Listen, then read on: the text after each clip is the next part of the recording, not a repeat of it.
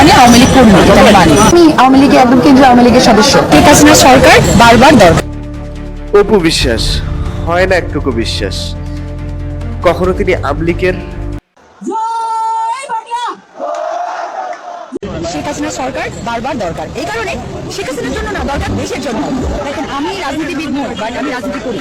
আমি কখনো আবার বিএনপির জানি না কবে মাথায় ঢাকা দিয়ে যাবে জামাতে। কখনো তিনি সাকিব খানের, কখনো আবার ডিভোর্স প্রাপ্ত, কখনো আবার একসাথে দেখা করে।